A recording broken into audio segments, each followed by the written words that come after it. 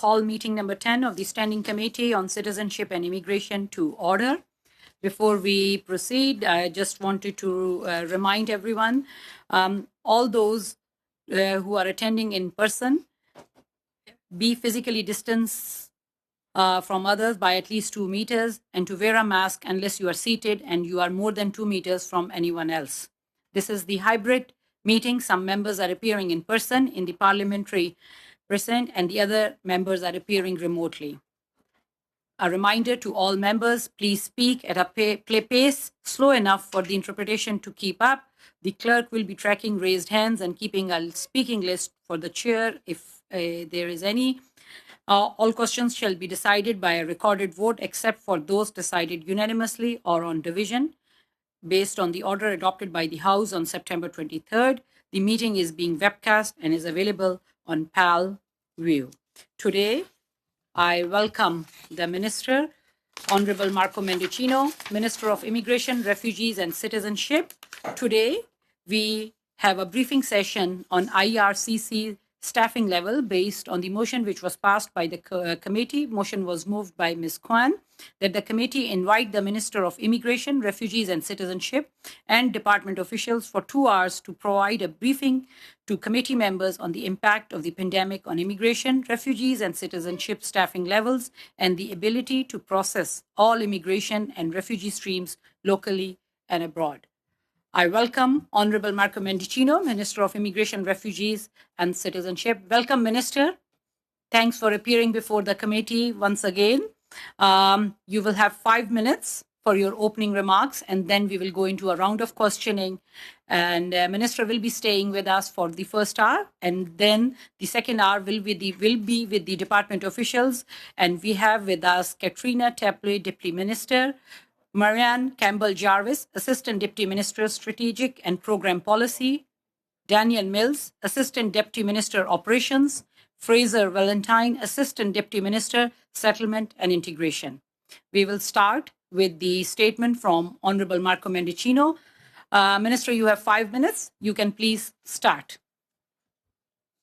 Thank you, Madam Chair. Colleagues, I'm pleased to return to speak to you again about IRCC operations and spending, and in particular, our work to process applications and assist Canadians and those who wish to come here.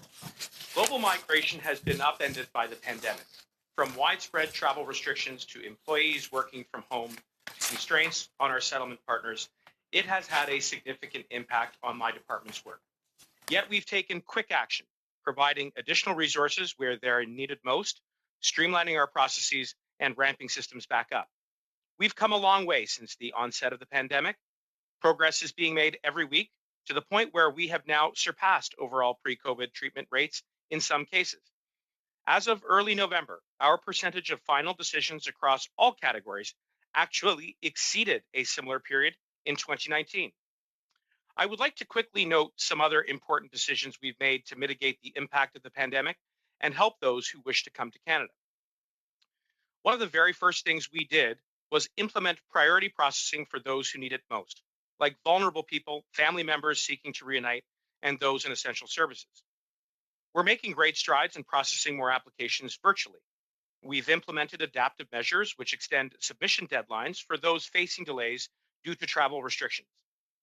Adding this flexibility also results in extending processing times, but this is necessary to ensure that no application is refused due to restrictions related to the pandemic. In this most challenging time, families belong together. That's why we're redoubling our efforts to process applications so that immediate families can remain together in Canada or be reunited as soon as possible. We've significantly increased the monthly number of spouses, partners, and children applications we're processing from fewer than 1,000 in May to just under 5,400 in October. This means we expect to process nearly 50,000 by the end of the year. We've also introduced exemptions to allow immediate family members as well as certain extended family members to come to Canada. Understandably, demand is very high, but we have processed tens of thousands of applications, and I'm pleased to share that these requests are being processed in 10 to 11 days if those applications are complete, well within our processing standard of 14 days.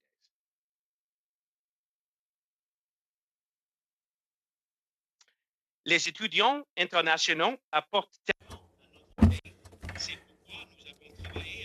International students bring so much to our country, which is why we've been working with many partners to implement a process that allows them to arrive safely and study in Canada.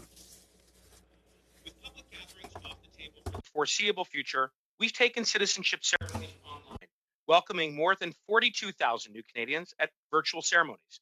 We also recently relaunched citizenship testing online. Finally, I'm pleased to share that we've developed a new process to assist permanent resident applications who were approved on or before March 18, but whose confirmation of permanent residence and PR visas have expired. Officers have been reaching out directly to determine clients' eligibility and willingness to travel and reopen files as necessary. These efforts often require more time and effort than usual, but we will soon have contacted everyone affected. Comme le temps nous manque, je ne pourrai pas vous décrire. Since time is short, I'll not be able to fully outline the many other ways we've responded. Since time is short, I will not be able to fully outline the many other ways we have responded to our new reality, but I will simply say that we have adapted and created the flexibility to respond to current circumstances. Madam Chair, I'm confident that the measures we are taking in immigration processing, combined with our recently announced immigration levels plan, puts us on a solid path forward to build a stronger, more prosperous and diverse Canada for the future. Thank you. To our round of questioning, and we will start our first round of 6 minutes with Ms. Dencho. Ms. Dencho, you have 6 minutes for your round of questioning. You can start. You are on mute, Ms. Dencho. Good afternoon. So is that working now? Can you hear me okay? Yes, we can hear you. Okay. Thank you, and thank you, Minister, for being here. I appreciated your remarks. We're here today to question you on the family reunification study that the committee has been undertaking for the last number of months in response to the tremendous challenges faced by families and by others as a result of your government's immigration response to the pandemic. And we've really heard very heartbreaking stories, and I'm sure you've heard many of those as well. And Christmas is coming. Families are getting very desperate. It's really been a brutal 9 months. I can't imagine doing it without a spouse or a sibling or someone who's very close to you. And last week, you committed to the committee to personally reviewing the list of 100 people that have been separated because of the border closures. And on October 2nd, you committed on national television to process these family reunification requests for the border separations by October 28th, which we know is over a month ago. And yet here we are, there's a list of about 100 people that we're aware of, where we suspect there's many more that we're not aware of that were not approved. So I have a specific question. Courtney is a woman on that list I gave you. She's a mother of a newborn baby. Her fiance is Canadian in Calgary. She's on that list. Will she be able to reunite with her Canadian fiance for Christmas? Well, first of all, as I've said, this is a difficult time. I acknowledge that, and we are doing everything that we can to reunite families. I have been in touch with my team to be briefed on those outstanding cases, Ms. Dancho, and we will continue to work with you and all members to troubleshoot those cases to ensure we reunite as many families as we possibly can. Thank you. And last week, you had, or rather your officials actually had confirmed that you personally authorized over 1,300 national interest exemptions, presumably with the stroke of a pen. And we know that these exemptions your government has provided has allowed many elites, American billionaires, others to enter the country, sort of no questions asked, no quarantine plan. And then we have this list, and I appreciate that you are looking at it, but in normal circumstances, these folks would be able to come into Canada. So I'm just wondering if you can confirm that those 100 people will be reunited with their families for Christmas. Well, again, Ms. Dancho, as I've committed to and as I have fulfilled, I continue to be in touch with my team and my department to ensure that we are reuniting as many families as possible. Obviously, it would not be appropriate for me to speak to any particular or specific case in a public forum, but you do have my ongoing commitment and the commitment of the entire government to continue to reunite, in addition to the thousands of families that we already have, more. And we will do it in a way that is fair and as efficient as possible. And I appreciate your remarks about fairness, but I feel that there is a communication issue coming from your office or from your department. I know many folks have reached out. They're reapplying every day because they're not hearing anything from your government.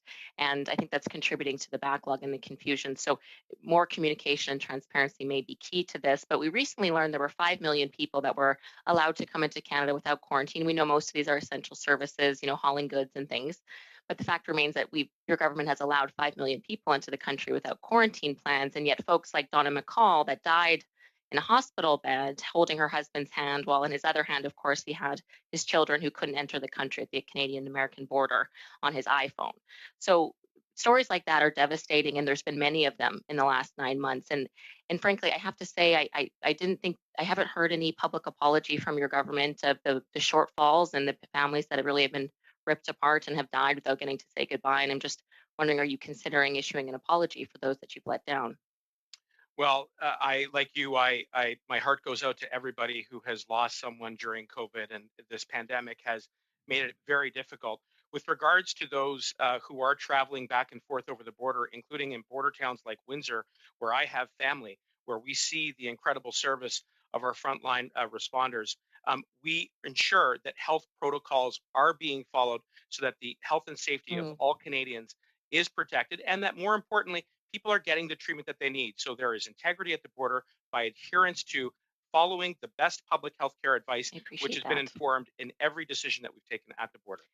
And I appreciate that. It's just there's a lot of people that have been able to come in, and yet there's this 100 list and Don McCall's children, and it seems that you're letting some in and not others, and it's just really not been going very well for many people. And much of it is because of the border closures. We recognize the importance of that. But yesterday, the Prime Minister had said that, and I quote, regarding the Canada-US border closure, he said, until the virus is significantly more under control everywhere around the world, we're not going to be releasing the restrictions at the border. So really, we know we could be living with COVID for many years, unfortunately. And, there's family breakdown, there's people dying, not being able to say goodbye. There's a lot of these issues going on. And really, the status quo hasn't been working very well for all these people falling through the cracks. And I have to say, I don't feel that you're communicating very well on the new application processes. And frankly, today I'm seeing a little bit of empathy from you, but this is the first time we're really seeing an acknowledgement of the suffering. And I think that needs to be more acknowledged more often. So what is the plan for the next year or 2 years or 3 years that these borders are going to remain closed for all the people that normally cross the border to see family? What is the long-term plan? Because I don't feel that it's really working very well right now. Well, on the contrary, Ms. Dancho, the plan is working very well, and our decisions at the border to put in place a set of travel restrictions, which limit all but the most essential travel, has contributed to our capacity to reduce the spread of the virus. And with regards to our plan in reuniting families, we've reunited thousands. We are living up to our service standard. And where those applications require additional information, we work with you and all members to try and reunite as many families as possible. And that is my commitment to you, Ms. Dancho. I recognize and we will that, continue Minister. to do. We will continue. I appreciate your commitment, but I think a little bit more goodwill and trust of Canadians wanting to be reunited may do very well for these families separated by the border closure moving forward. Thank you, Madam Chair. I think that's all my time. Yeah, thank you. We will now move on to Madame Martinez Farada. Madame Martinez Farada, you have 6 minutes for your round of questioning. Oui, merci, Madame. Thank you, Madam Chair. Thanks to my colleague for being here with us tonight. I think it's important for you to get the opportunity to explain to the committee members the following. Can you explain all of the efforts that you've deployed in order to respond to the impact of the pandemic on the immigration system? I think that it's important for everyone to understand how the immigration system works. And can you tell us about the significant measures that your department implemented? For example, you could explain how the operations in the global centers of your department were impacted. So what was the situation before the pandemic, and what is the current situation? And what were you able to do to help immigration processes? And I'll have other questions after.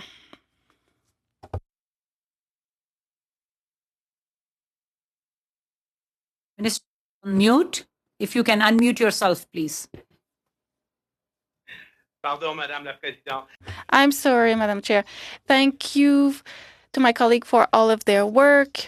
Thank you for everything that you've done on this file. Yes, it's true. We've invested a lot of resources. We're adding resources, or we're creating more flexibility. And we keep on working with all of our partners. The goal is to create jobs, to speed up the economy, to help immigration, and even for family reunification, and in order to help cases of refugees. So with all of those investments, we were able to make a lot of progress. There's been a lot of progress, and we have concrete results. Thank you, Minister. I'd like to give you the opportunity to speak further about some very difficult situations that occurred. For example, for newcomers who got their permanent residency, like my colleague mentioned earlier. But can you give us more details about what you did? What measures did you implement to help some cases that were bogged down and because people were not able to enter into the country because they had issues with their permanent residency? So can you give us specific examples? How were you able to innovate in order to find solutions? Thank you. There's a lot of examples where we were able to innovate. For example, for citizenship processes, we changed the ceremony processes and now it is done online. And we continue to make progress for planning, for testing. And that's another step where we're able to go online, to go virtually.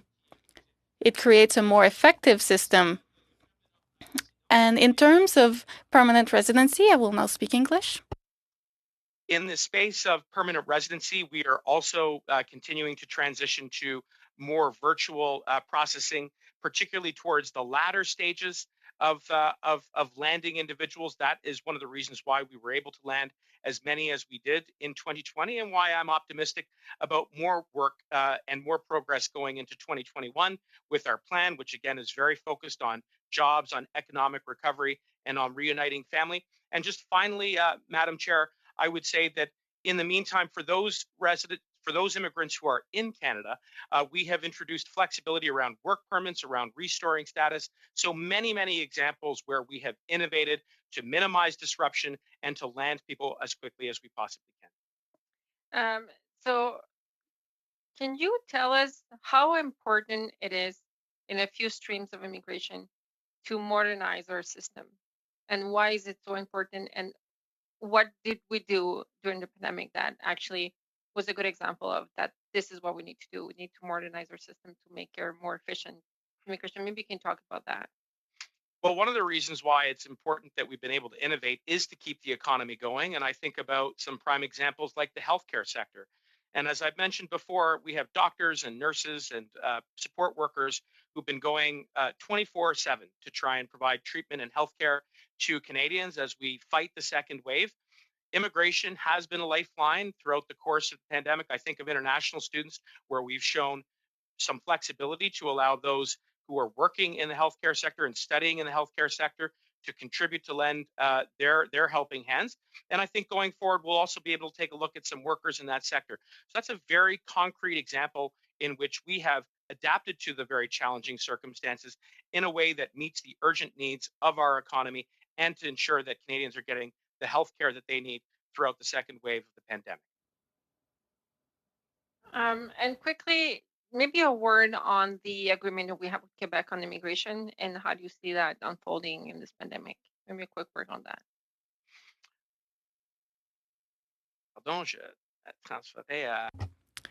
I will now speak French. Thank you for your question. We work closely with the Quebec government. I spoke many times with my counterpart, Minister Giraud, and this cooperation is based on an agreement.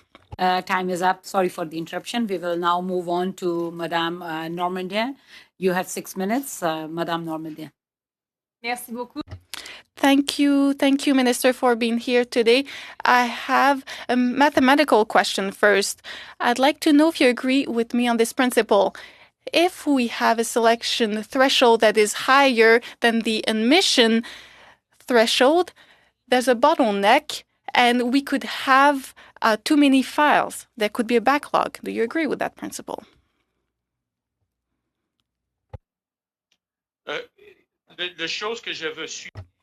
The thing that I want to underscore is that we have a plan that focuses on jobs, and we work with your province, with Quebec, where we share jurisdiction in terms of immigration. It is an agreement that works well for our two governments.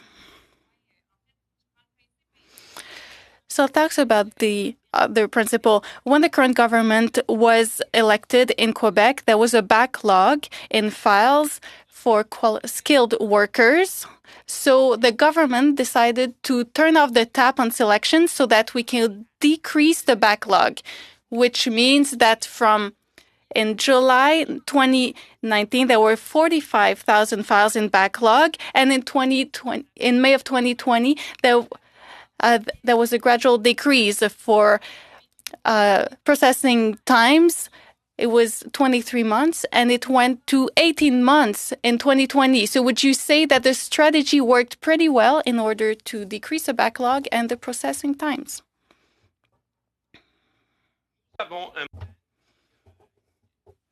We have a plan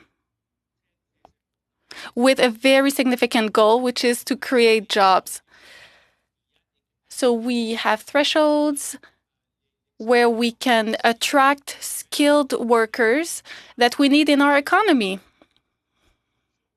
That's how we use immigration in order to enhance the economy. It's an agreement.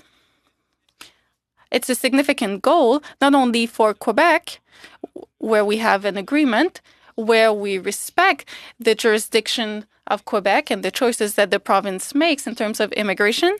It's a plan that works very well for the entire country as well.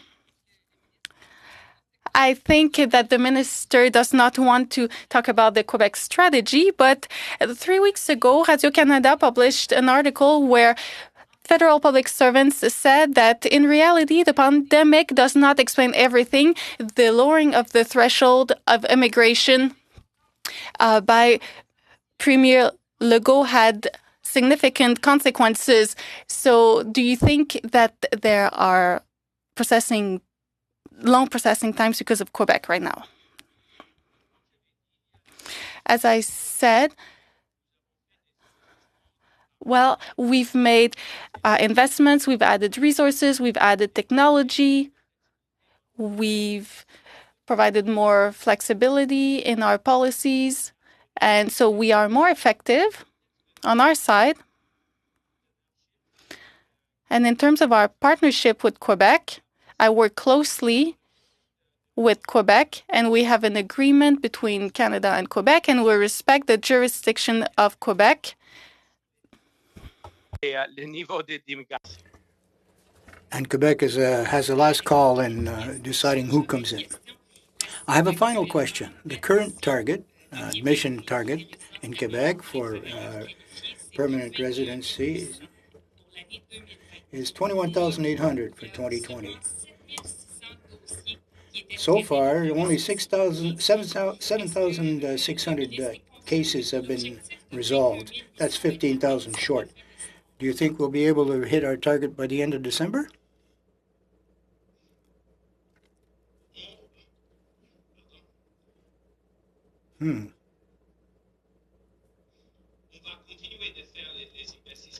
We'll continue to invest on our side so that the system becomes more and more efficient. Some of the delays are being caused by COVID-19. We're looking for solutions which will function and work so that we satisfy all these targets. But if the targets are not met, then it won't be because of the strategy, but it will be because of COVID.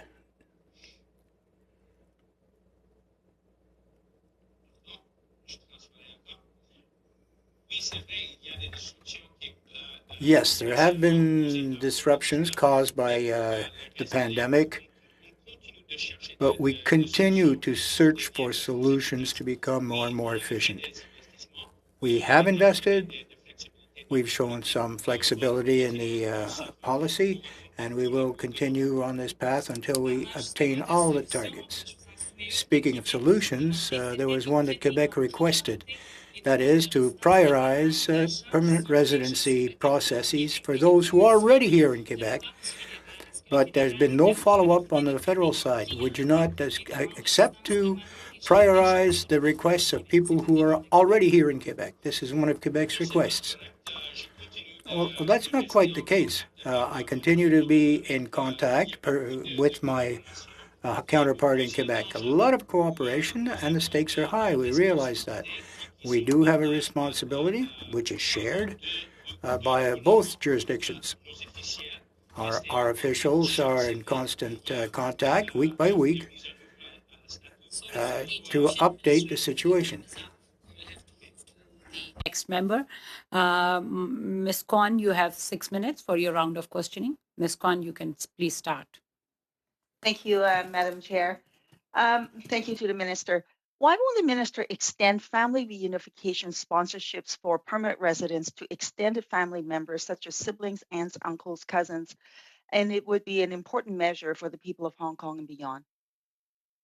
Well, Ms. Kwan, we've done tremendous work in reuniting families, and we have done that by innovating, creating new pathways, including in the context of Hong Kong, where we are promoting existing pathways, and we're going to attract the skills and experience that are necessary to ensure that we attract those individuals who wish to come from Hong Kong to lend a helping hand to our economy. With regards to a broader definition of family, we have expanded the definition of family for the purposes of reuniting families during COVID-19. That has contributed to the success. We know that there are still challenges. We've worked through those cases with your office and others, and certainly we will continue to be committed to family reunification. But with all due respect, Minister, that's only for temporary visits. It's not for permanent resident status. With the escalating situation in Hong Kong, more and more people are at risk of persecution and are internally displaced. Canada used to have an immigration stream for the internally displaced, the source country class, but that was ended by the Harper government. Now, I recognize that the program is not perfect, but the government can update that program so that Canada can provide a humanitarian pathway to safety for the people of Hong Kong. Will the minister undertake to put in a program like that? Ms. Kwan, as you know, we're very dedicated to continuing our commitments in the humanitarian space. The United Nations and many others have recognized Canada's global leadership. And for 2 years in a row, we have been a global leader in resettling refugees, thanks to many initiatives, some of which we have continued to progress, not only private sponsorship, but important pilot projects like the Experienced Mobility Protected Persons pilot, like, for example, the additional protections that we have introduced as part of the Hong Kong initiative. All of these are concrete examples that demonstrate our commitment to refugees and to providing safe harbor for the world's most vulnerable. The measures that the minister announced for the people of Hong Kong do not extend humanitarian measures. The minister knows that, and that needs to change. My constituent applied to obtain a copy of her proof of citizenship since January of this year, well ahead of the pandemic. And it's now December, and they still have not heard a word from IRCC with this request. While she waits, she can't apply for medical, driver's license, passport, or her CAVCO personnel number or ID, which is required for her employment. What is the government doing to fix this process? Well, as I said in my introductory remarks, Ms. Kwan, we are reaching out to those individuals who had applied and who have not heard back, as well as those who had received visas but are expired under the permanent residency application process. So sorry, I'm just going to interrupt for a second. This is for the proof of citizenship, Minister. Yes, and I was coming to that example, Ms. Kwan. I'm just demonstrating that we are being very proactive in reaching out to those individuals who have applied and who have not heard back. And with regards to citizenship, we are adding resources and prioritizing so that we can ensure that citizens are able to achieve that milestone as quickly as possible. I mentioned the innovation in that area, going virtual when it comes to ceremonies and testing as well. And we will certainly endeavor to reach out to anybody who has applied as quickly as possible. Sorry, this is actually for a citizenship, proof of citizenship. It's not for a new application. Maybe I can follow up with the minister directly and his staff on this case. I'm sorry, Ms. Kwan. I do have a more precise answer. I apologize for that. Between April 1st, 2020 and October 31st, 2020, almost 14,000 proofs of citizenship were issued. So we have made progress and we will continue to work on this priority. Well, yeah, okay. So this person's waited for a year and they still haven't gotten it, and now their job is in jeopardy, Minister. So maybe you think you've made progress, but you know what? For a lot of people who are desperate, it's not good enough. And so I will follow up with the minister and his staff with respect to this case. On the Quebec skills worker, I've written to the minister about this, whose post-grad work permit has expired recently and couldn't be renewed because IRCC gave him bad advice and told him in writing to apply for the bridging work permit, which, as we know, does not apply to Quebec. His job as a professor, and as of yesterday, he's now lost his status in Canada because his work permit cannot be renewed. And his application is nearly complete and is only waiting for IRCC to extend his medicals, which would likely have been completed had it not been because of COVID. And so this is his only option. IRCC is now telling him that he should leave Canada. So my question to the minister is this: he earlier said no one would lose their status or face deportation.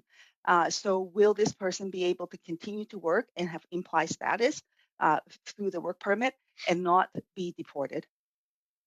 Well, I reaffirmed the principle that I mentioned on the last occasion, which is that we are doing everything we can to minimize the disruption caused by COVID-19 on all of our immigration processes.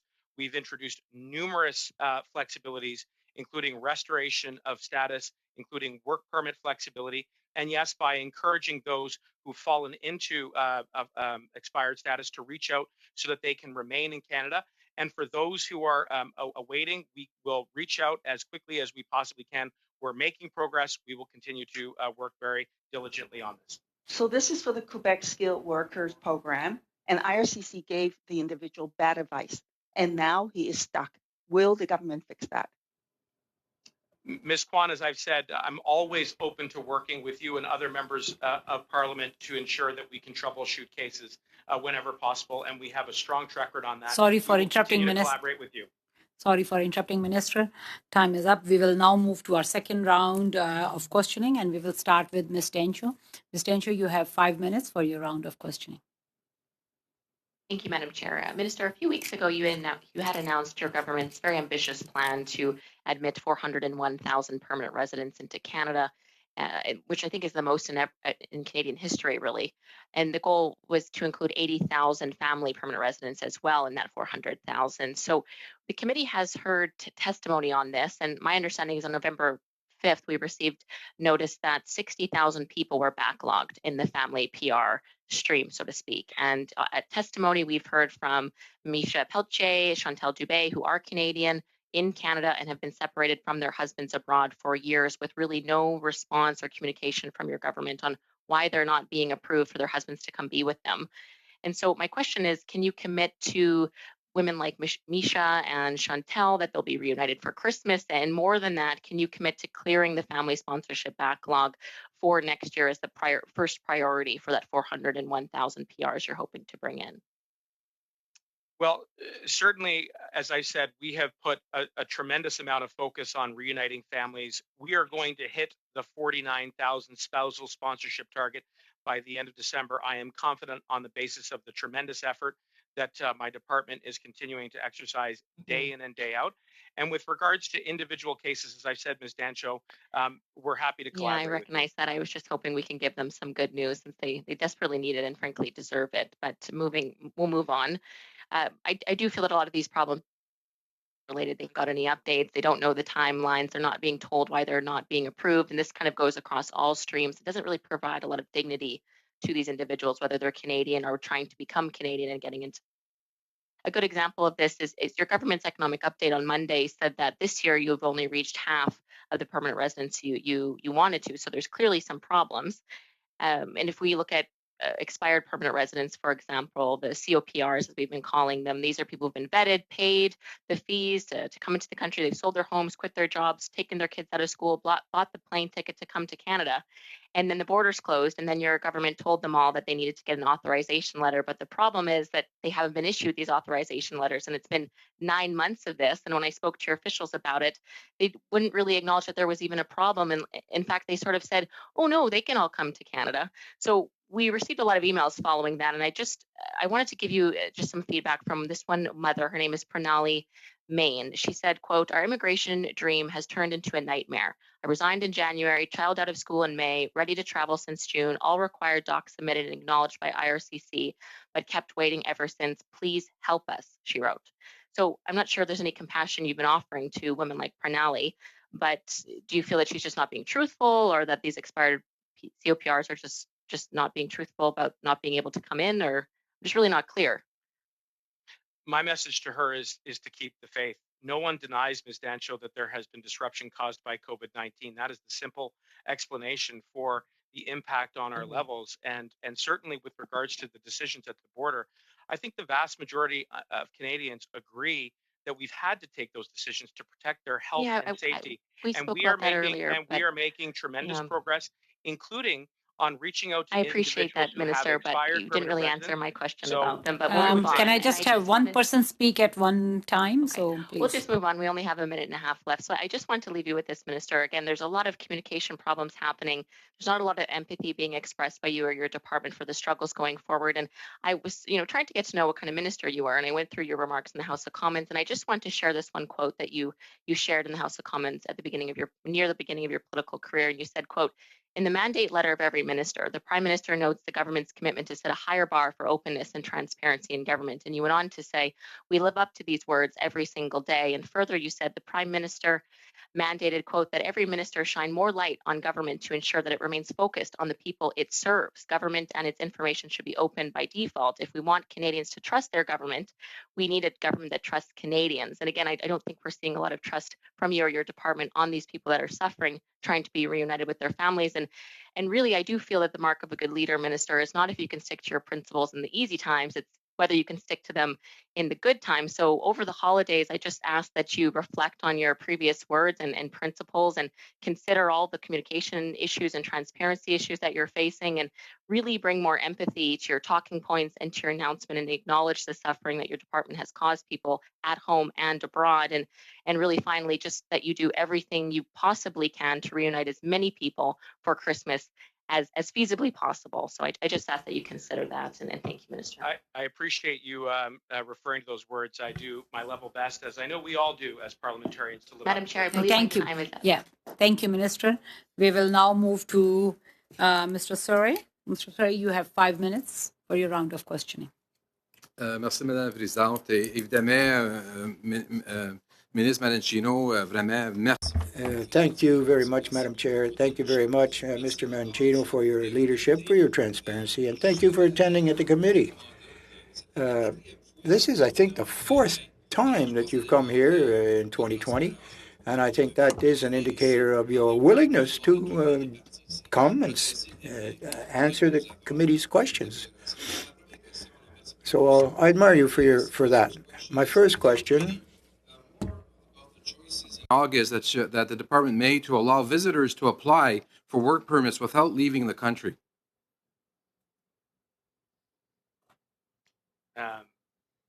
I'm sorry, Mr. Surrey, the last part of your question did get cut off. So basically asking, since August, when you made your choices in August, that was made to allow visitors to apply for work permits without leaving the country. Well, first of all, let me just thank you for your kind words. And it is always an honor to be able to appear before this committee and to work with you and everyone. And we are endeavoring to shine a light, to refer back to those words, on every aspect of our efforts to reunite families, to ensure that immigration is going to contribute positively to our economic recovery. And that includes as well on demonstrating some flexibility with regards to the in-Canada work permits. And so I will say that we are making progress on that front. We have shown real flexibility when it comes to work permits. We are ensuring that visitors who are currently in Canada and who have a valid job offer will be able to remain in Canada. And they will be able to transition from visitor status to work permit status, again, if they have a job offer. So that is one of the ways in which we are innovating to really leverage immigration as much as possible.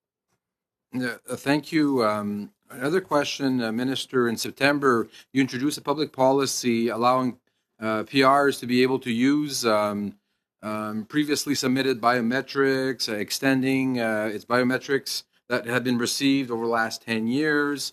How do you view this system of optimization that is needed as part to ensure that the smallest number of obstacles possible for individuals seeking PRs?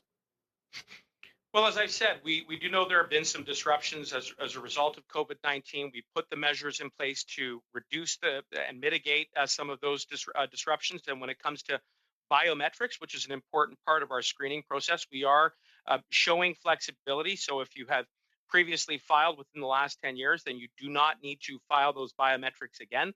And that is one way in which we are minimizing the disruption caused by COVID-19. Thank you. And also, just wanted to update the committee, so you could update the committee on the changes that are made to citizen ceremonies, citizenships, also testing the process online, and just to kind of explain to the committee what your department and staff has done to improve efficiency online. Absolutely. And as I've indicated on a couple of occasions, it's always a very special occasion to be able to preside as part of the citizenship ceremony, to be able to look aspiring new Canadians who've reached the significant milestones in the eye, whether it's in person or whether it's now in virtual space. And it's a very special moment, probably one of the most unique functions that we get to exercise. So as a result of the innovations that we've introduced, both initially at the ceremony stage, but now in the testing phase, we're going to be able to see even more progress and become even more effective than what we were prior to COVID-19. A great example of how I think my department has innovated and shown leadership throughout the pandemic.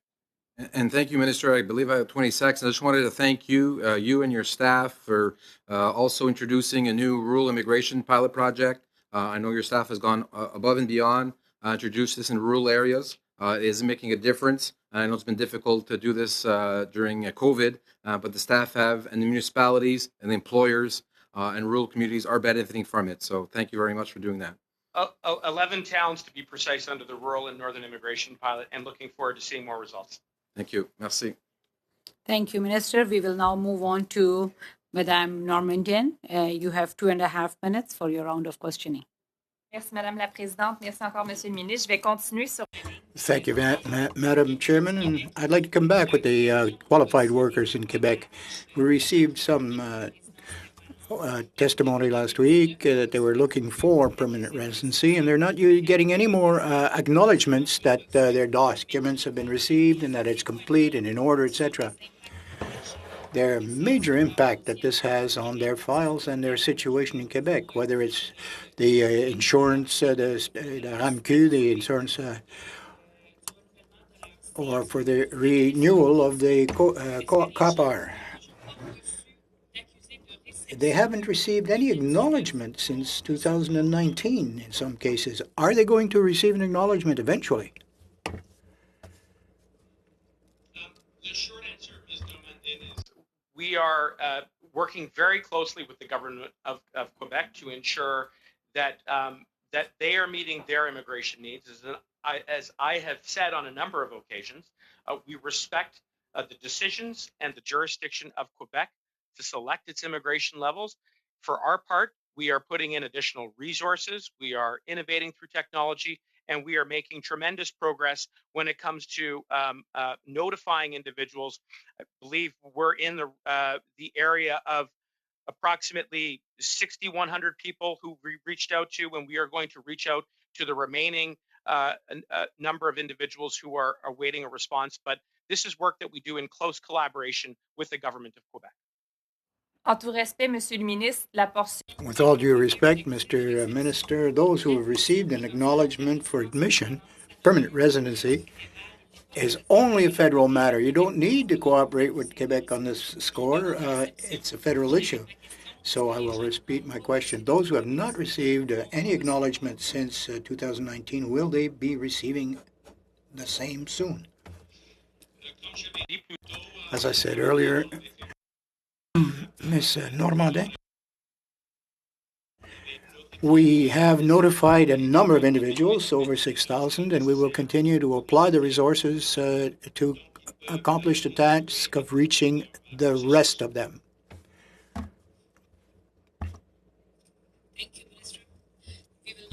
To Ms. Kwan.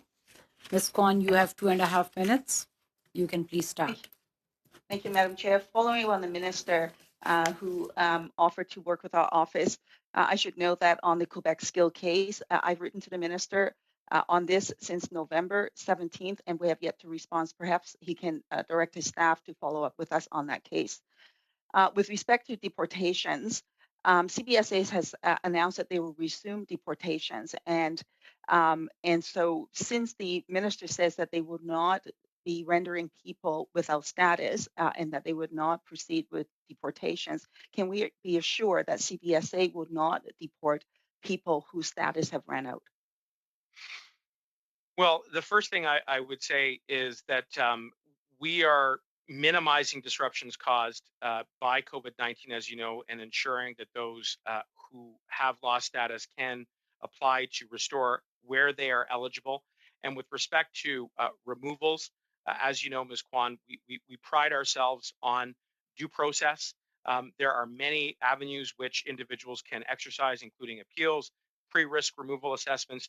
No one will be removed without having exhausted those rights. And that's one of the reasons why Canada continues to be acknowledged as one of the most progressive and strong immigration systems and asylum systems in the world. Well, thank you for that talking point, Minister, but that is not my point. The reality is that many people are actually faced with a very difficult situation because of COVID. And it seems that CBSA is saying that those who qualify for the Guardian Angels program will be safe, but the rest of them are not. Is that that means then for the government that only those who fall into the Guardian Angels program are deemed to be essential by government, because that's in essence what the government is doing. I want to move on to another issue, Section 179B, and that's one of the biggest frustrations for spousal sponsorship applications. And even with dual intent, they're routinely denied because of Section 179B. And so it is within the minister's power to make adjustments to that regulation. Will the minister reduce the barriers surrounding Section 179B for loved ones to reunite?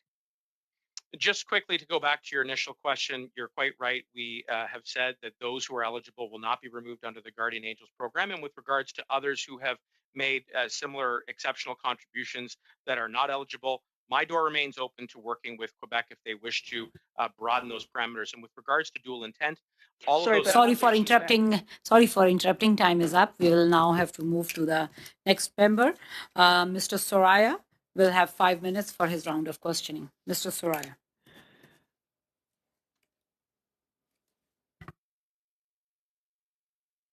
Mr. Soraya, you are on mute. Sorry. Thank you so much. Thank you, Madam Chair, and thank you, Mr. Mendicino.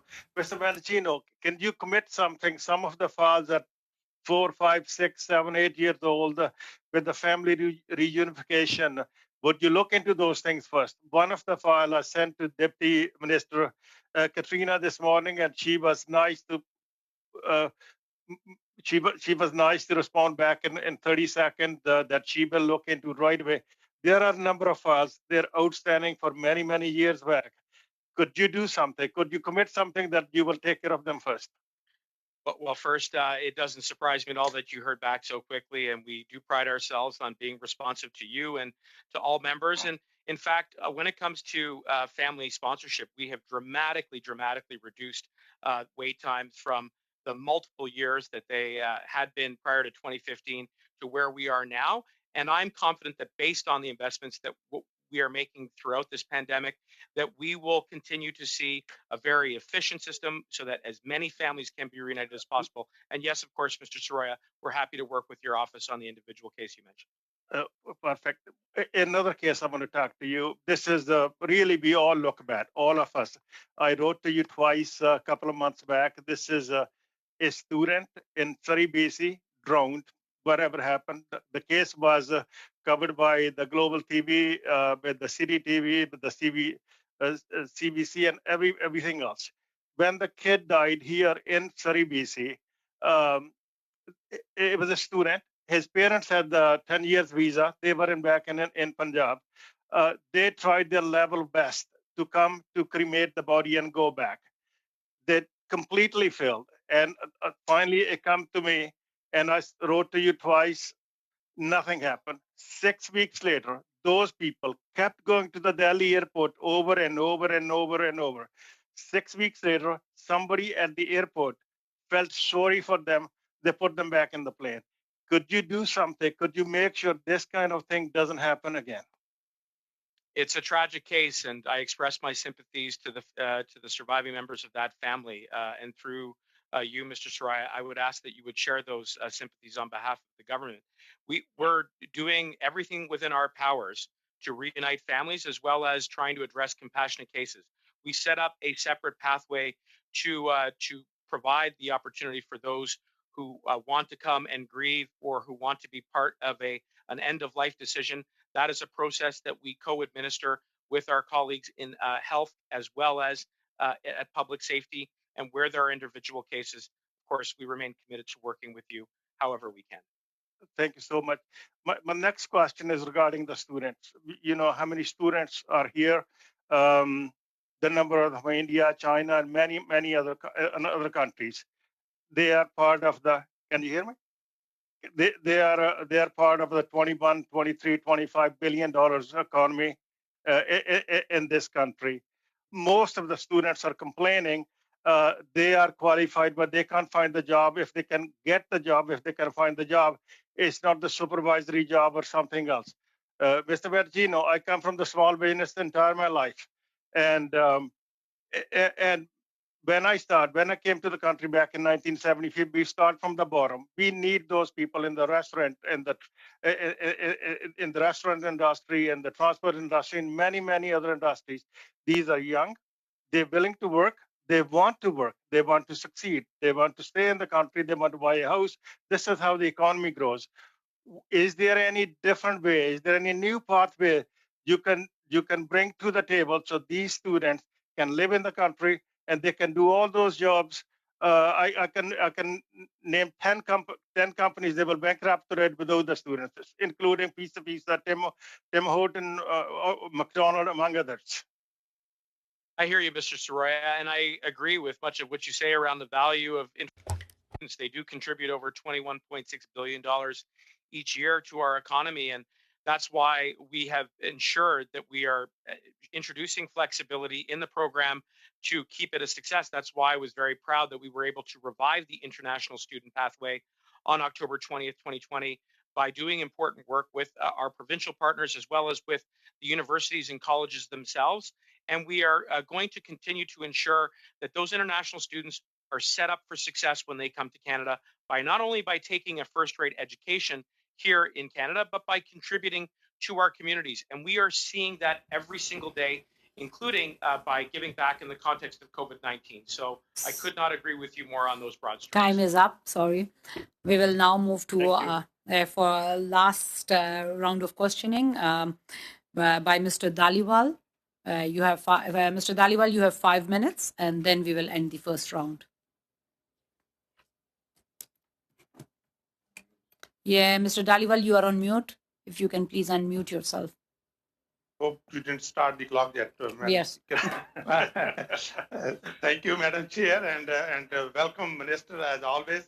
And you, Minister, just earlier, my very good friend on the other side, Bob, asked you a question about this person. You know, my sympathy goes to those families as well, and you know that we had many cases like that as well. And we came to you, and you brought in, because before you brought in another minister's resolution or order in council, we were not able to bring in those families here because they did not fit in that category. And all the great work that you have done over the last many months, I do appreciate your efforts and make sure that we keep up that great work. And now going to the real question here, Minister, COVID-19, before the COVID-19 pandemic, permanent and temporary resident applications had been increasing greatly over the past number of years.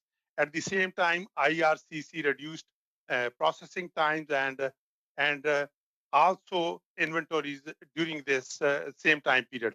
In 2019, the number of temporary resident visa applications received from around the world increased 80% from 2013. Also in 2019, over 550,000 temporary workers were issued work permits, including extensions to work in Canada, and 87% of new work permit applications were finalized within 60 days of the service standard.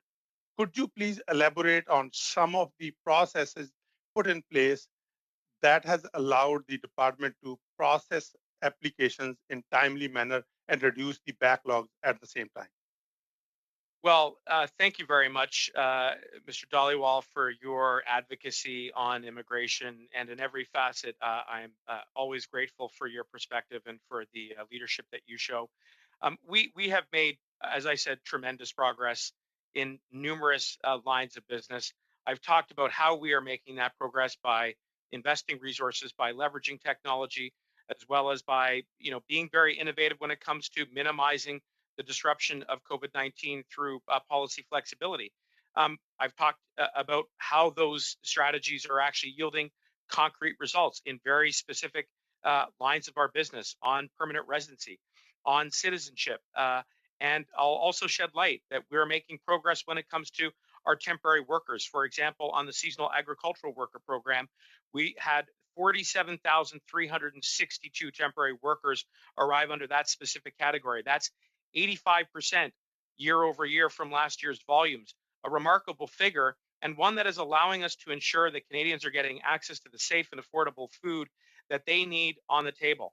It's another way in which I think we are demonstrating the strides that we have made from the beginning of the pandemic to where we are right now. We will continue to be innovative. We will continue to invest where we need to, and to leverage technology so that we can make that progress that is necessary to meet our immigration objectives.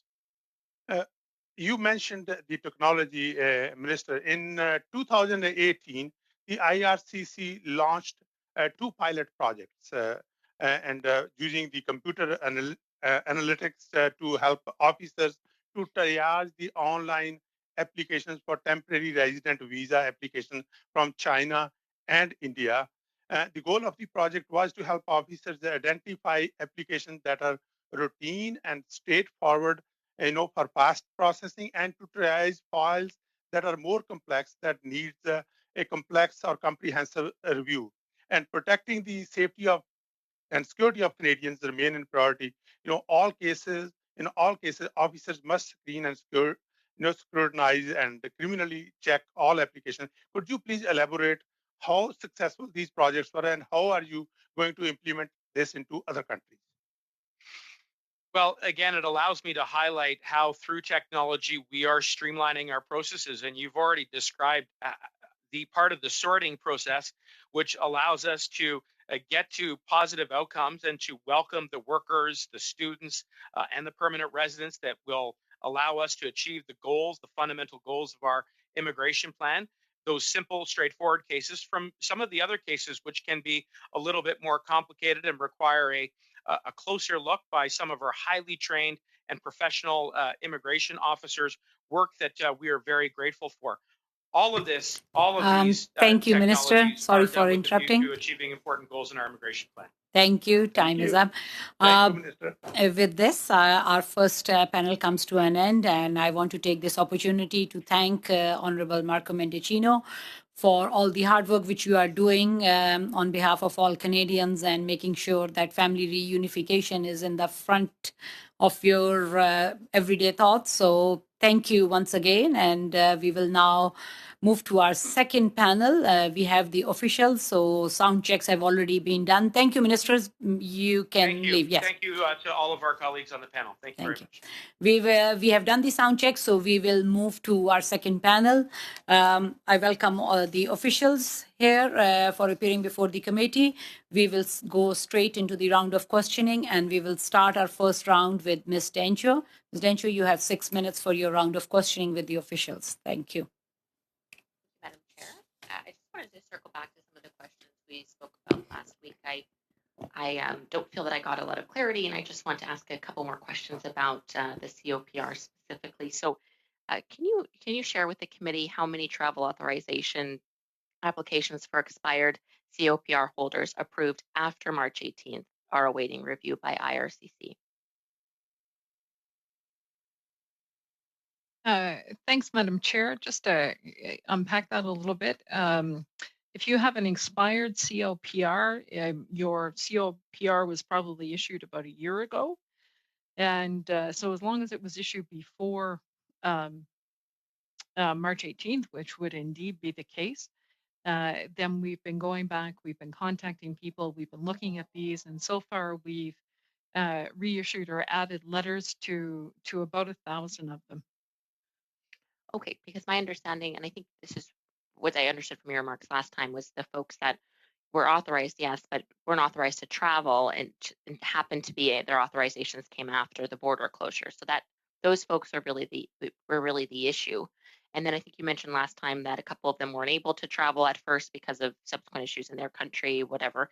But that you had mentioned that many of them are welcome to travel, but we know that that's not quite the case. And I only know that because we got an onslaught of emails and calls after our meeting last week. So can you just reiterate again what's being done? Where is that authorization at? I know you said you started issuing them in September, which I'm not sure why there was such a gap, but can you elaborate a little bit further?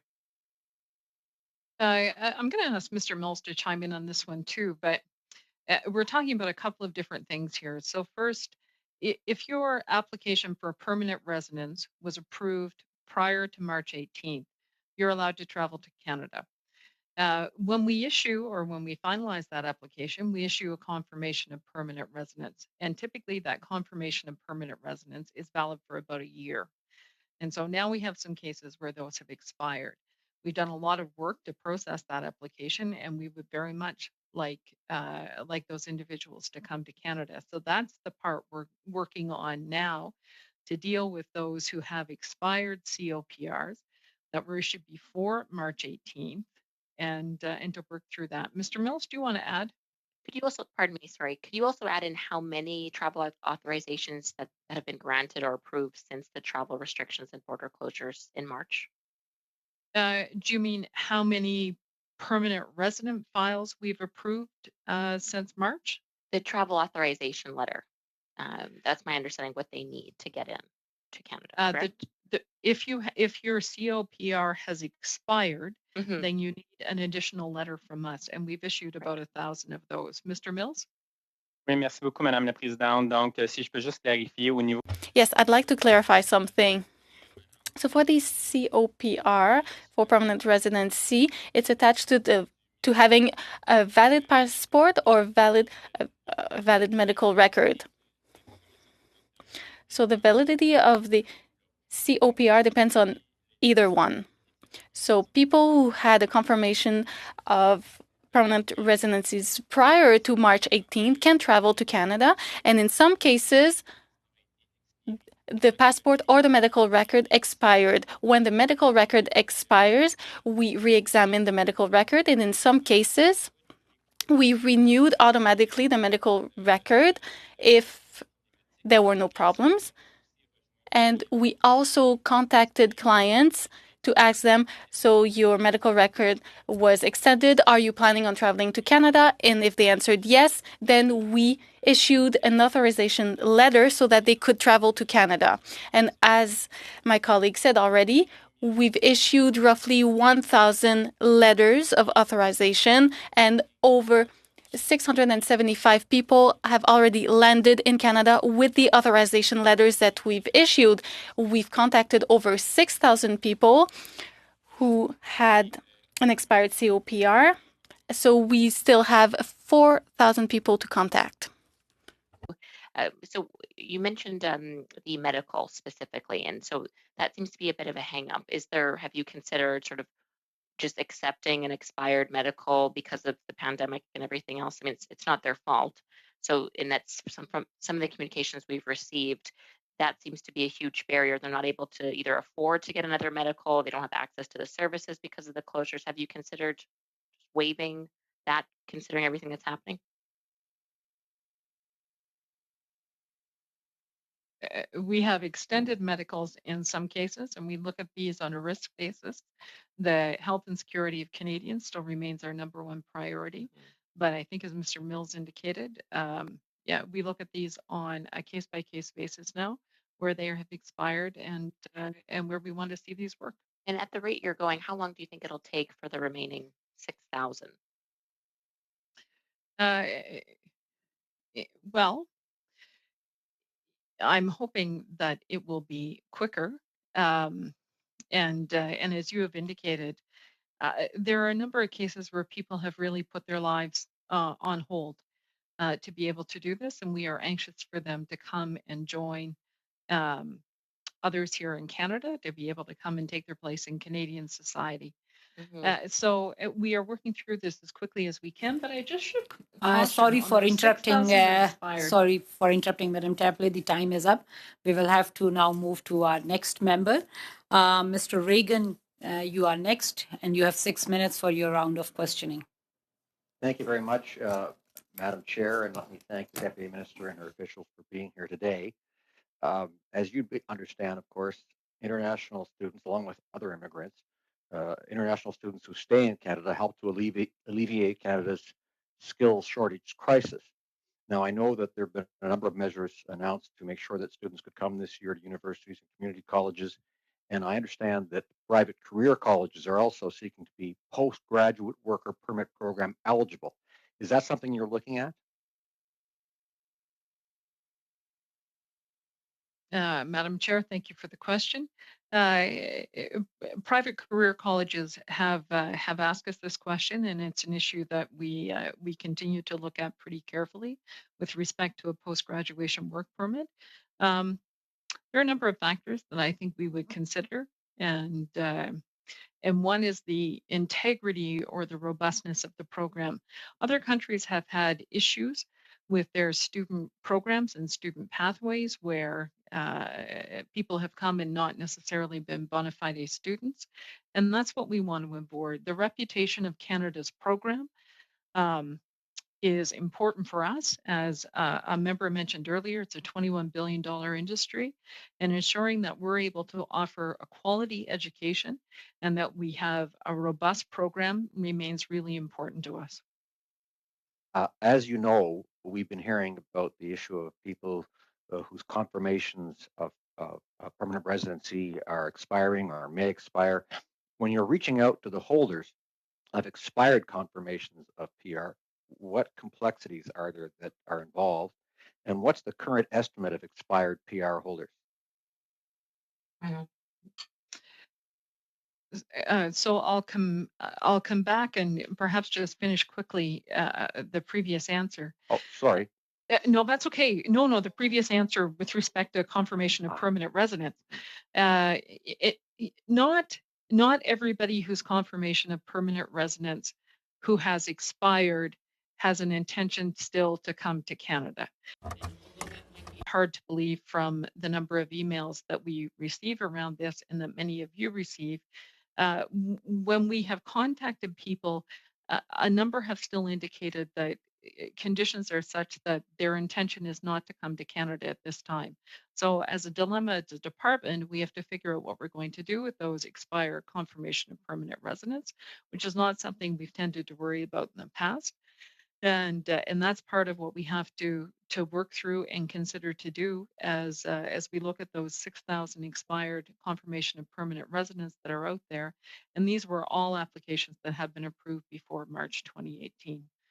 Mr. Mills, do you want to comment? Yeah, Madam Chair, je pourrais peut-être juste ajouter que dans notre communication. Yes, I might add that in communicating with these clients, we have to make sure, we do ensure that their intentions are quite clear when they come to Canada. They want to study a post-grad program. Health and safety of Canadians is the number one priority, so we have to ensure that they do have a quarantine plan also on arrival in Canada. That they know that they have to, and they know what they're going to do before we authorize the travel documents. Of course, is about visa offices around the world, some of which are closed. I don't know how many are closed, but what are the kinds of limitations that exist in visa offices globally for processing, or actually what have existed, how have staffing changes over time addressed new processing priorities, and how are you and what's happening in terms of pandemic, in terms of getting those offices open? Thanks again for that question. Part of the difficulty of COVID-19 with respect to the immigration business is it's not just its impact on IRCC, but its impact on the immigration ecosystem. And as the member has indicated, one of the biggest impacts has been on our visa application centers. So these are centers that we contract with through a third party to help us and to assist us with visa processing. At the worst of it, I think we were down to about 25% of them remaining open. It would depend on local conditions. I'm happy to say that I believe more than 75% of them are open now. Some for only limited business. The biggest were the ones last week that reopened in India, and those are putting a priority exclusively on students and on families, and to work through that caseload first. Can I ask you to talk about the purpose of the principle of dual intent in our immigration system and how that factors into the processing spousal visas? I only have 45 seconds, so I'll let you use that up. Dual intent that is in the Immigration Act is there would be a reasonable expectation of somebody who was coming here on a temporary basis to leave at the end of their stay. And so, although many permanent residents are in the country already, they have been temporary residents first. There is an expectation that if they're not successful to become a permanent resident, then they would leave at the end of their stay as a temporary worker. And one of the issues with the spousal program is, of course, that if you come as a temporary resident, is there a reasonable expectation that they would leave at the end? And that's, and apologies to the lawyers amongst us, that would be my quick highlight of Section 179 of the Act. Sorry for interrupting, Deputy Minister. Thank you. Your time is up. We will now move on to Madame Normandin. Madame Normandin, you have 6 minutes for your round of questioning. Thank you very much, Madam Chair, and thank you to the officials. Thanks for the answers you've given to my colleagues prior. It answered a lot of the questions that I had as well, so much appreciated. I'd like to come back on the acknowledgement on the applications for permanent residency. What is what's the problem? Where is it a matter of staff shortages? Is it logistics? Where's the blockage? Where's the bottleneck?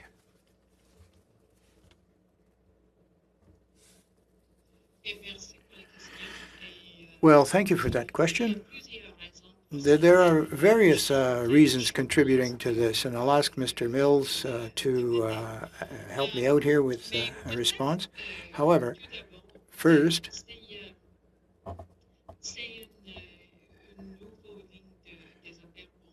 it's a new stream, if you will, or business for us. Hired confirmation of permanent residence before, or certainly not to this level.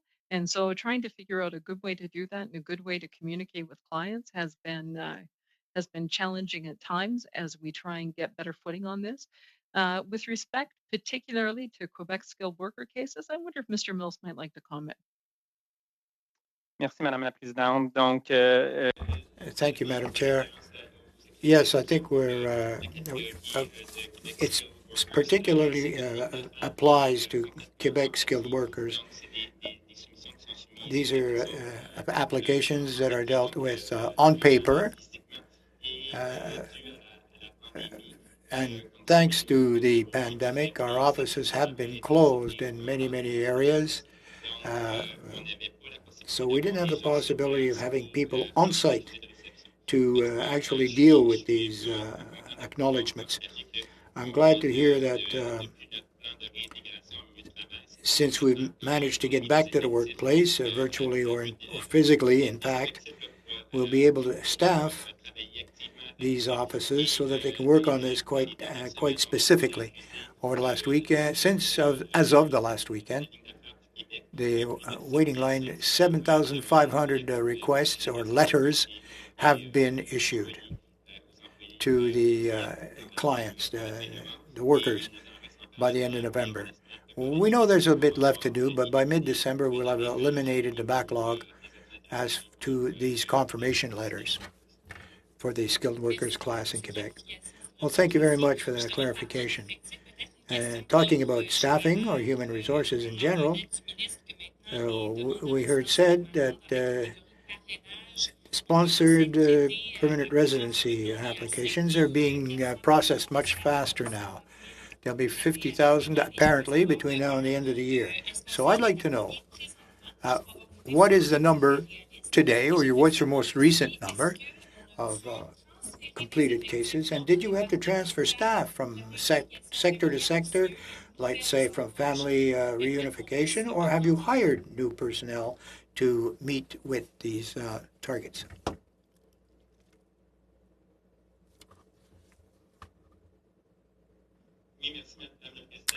Yes, thank you, Madam Chair. As to family reunification, this year, 41,000 applications have been approved, and we're looking at 49,000 as a target, and we're working diligently to meet that target. We have had a significant increase in September, October, November, and we're quite confident that we will clear it by the end of December. And I didn't quite, I've forgotten your second. Okay. Are these new staff, new hires, or are these people that are being transferred or seconded from other areas? Yes, we have realigned some staff, current staff, where perhaps the pressures were not quite as intense, but we have also added new staff, new employees. Thank you very much. A further question. You might tell me it's the employment minister that should answer this, but in the rest of Canada, if we're waiting for a permanent residency, there's an open work permit. But that's not the case in Quebec. It might have been useful, perhaps, during the pandemic if it was an open work permit. They could have worked somewhere else. Is this an option that could be looked at to extend the open work permit within Quebec, or by region, or by category of employment, or whatever? Can it be adapted?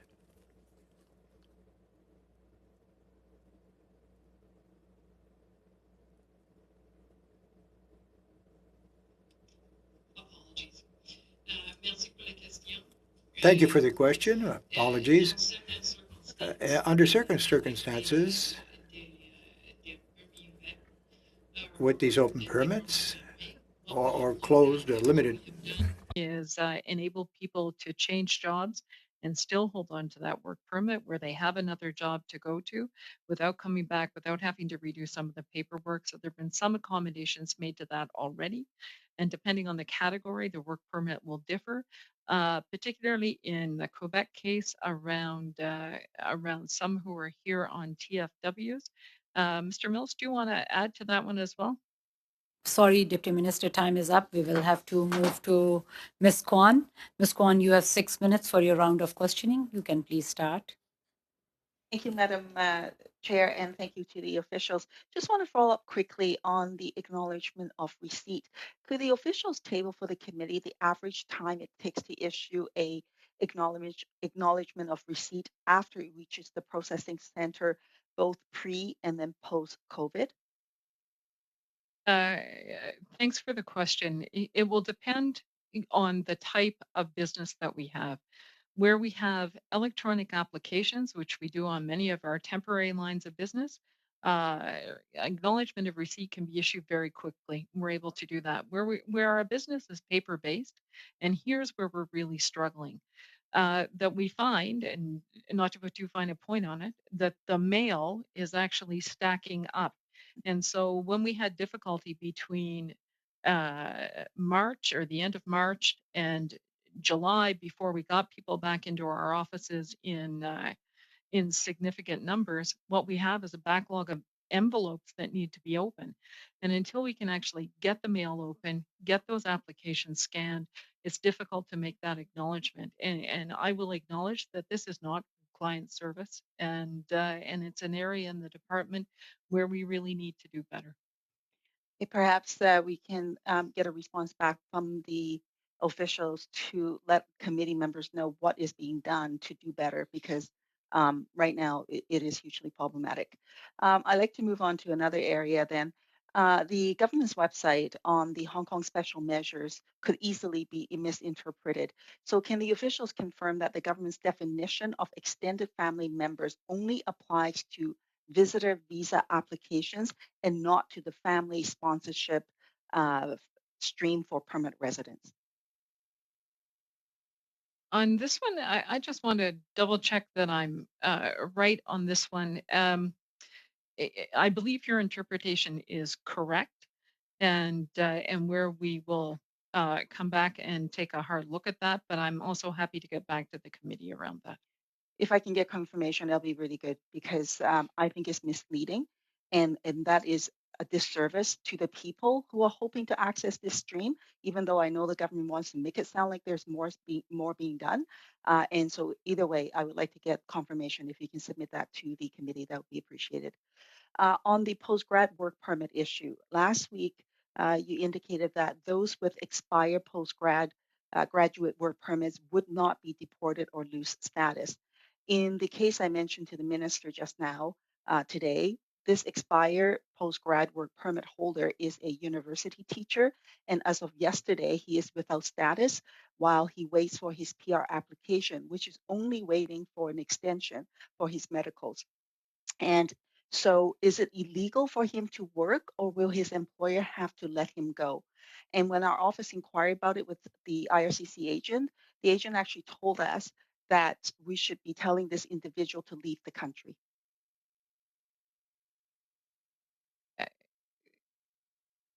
Madam Chair, the member has indicated she's written to the minister on that. Um, uh, we'd like to go and find her correspondence on that and check into this case. Okay, and I'll follow up with That's you then as well with the situation, because it's hugely disturbing in that instance, because the individual received instructions from IRCC to which they followed, and now his status is expired, and then he's absolutely in a state about this, and then when we follow up with IRCC, their advice for us to tell the individual is that he should leave the country. So with respect to the Quebec skilled workers, I have another situation where individuals whose application has been listed at 100% completion since March 11th. And last week, Mr. Mills indicated that applications in this stream that were in the final steps were mostly resolved in May and June. And so is there still a backlog with these applications? Because I do have individuals who are just still waiting. I know there are a number of applications under Quebec skilled workers that are awaiting to be processed. But those who were completed prior to March 18th, I'll repeat what I've said before, should be eligible to travel to Canada, where that final determination has been made. And if there are particular cases, we are, Madam Chair, happy to look into them. All right, we'll follow up with that as well. I guess my trouble with individual cases is that more often than not, they're not just individual cases. I have one or two or three or whatever. You can bet that there will be more in the system. And so there's something wrong with the system that's creating this problem. And that's what I want to point out as well, but I'll definitely follow up with this instance.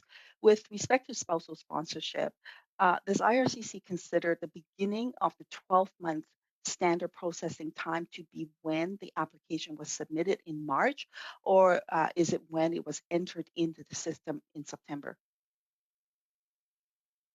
Mr. Mills, do you want to take that one?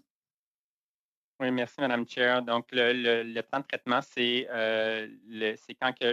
Yes, thank you, Madam Chair. It's when we receive the application at the department. It's a reception date. Deputy Minister, the information which you said that you will communicate to us, you can look into that and send it to the committee. That would be good. We will now move on to Mr. Hallen. Mr. Hallen, you have 5 minutes for your round of questioning. You can please start. Thank you, Madam Chair, and thank you to all the officials. I don't think we got proper answers for, especially for my constituents, who a lot of them have been contacting me, and people all across Canada. They're still concerned about, they've applied for the grandparents and parent spousal, or grandparents and parents for getting them here. We don't have any information or transparency as far as how many have been applied for, and what are we looking at as far as when are we going to start seeing some like any type of information at all? Madam Chair, thanks for that question. We received a considerable number of applications for the Parents and Grandparents program when it was opened. We are in the process now of going through those applications to ensure some integrity. In other words, we're reducing duplicate applications that we may have received. And once we finish doing that, then we'll proceed with the next stage of the process for the Parents and Grandparents program. Mr. Mills, would you like to add some specific operational comments on that? Oui, merci beaucoup, Madame Chair. Donc, comme la sous-ministre a mentionné, le programme a été ouvert. Thank you, Madam Chair. The program is open from October, November, and for people who wanted an alternative, whether it be paper or otherwise. But now that we've finished off with that and we've met with all the requests for the program integrity, as the minister mentioned, we go to the next phase. We will be inviting people to apply, and we anticipate that'll be December or early January. Do we have, or when can we get some actual numbers though? I think once we have finished quality assurance around the applications that we've received, and we have a good handle that that's clear around numbers of duplicates that were there, then we'll be happy to release those figures.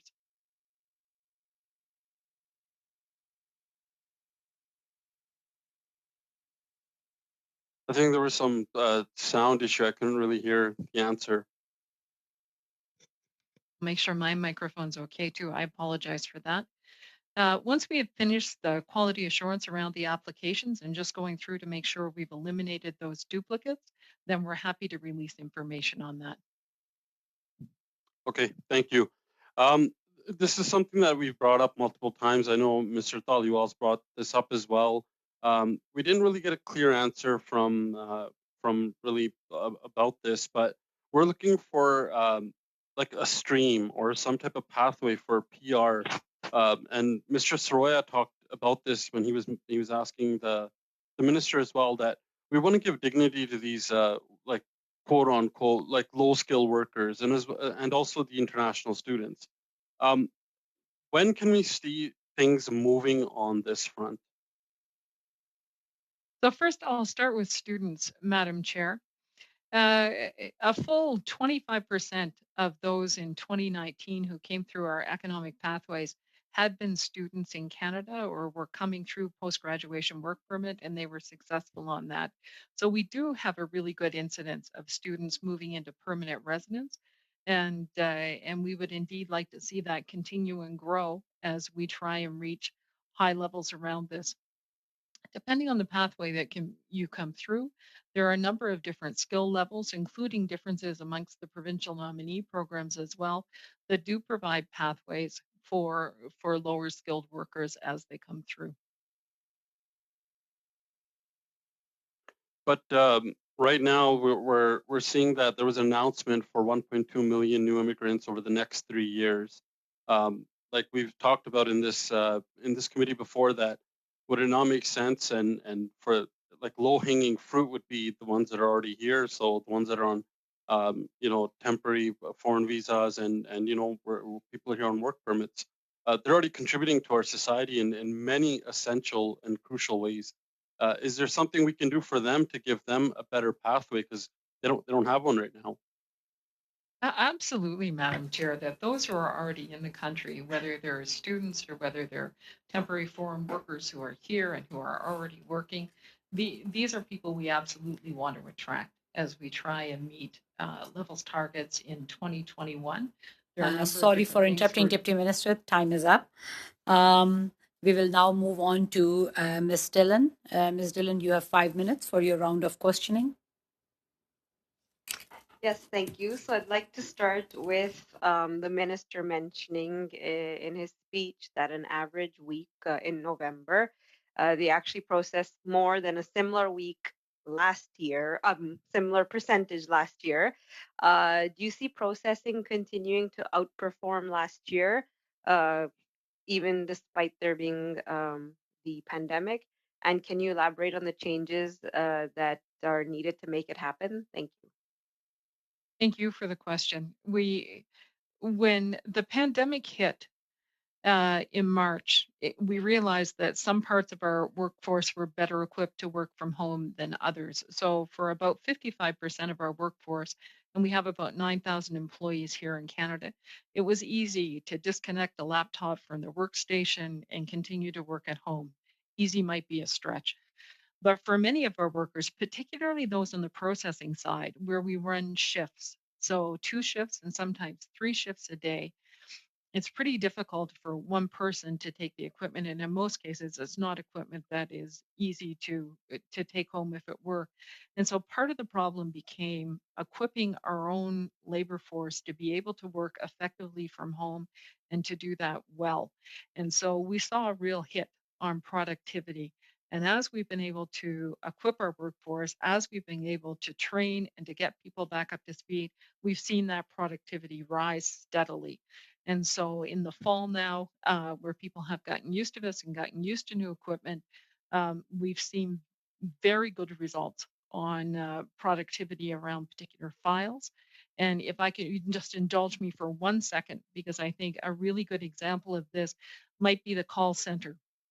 And I know it can be a source of frustration from time to time, but this became, and this is a microcosm for, I think, how a lot of it worked. We had to send employees home who were not equipped to work from home.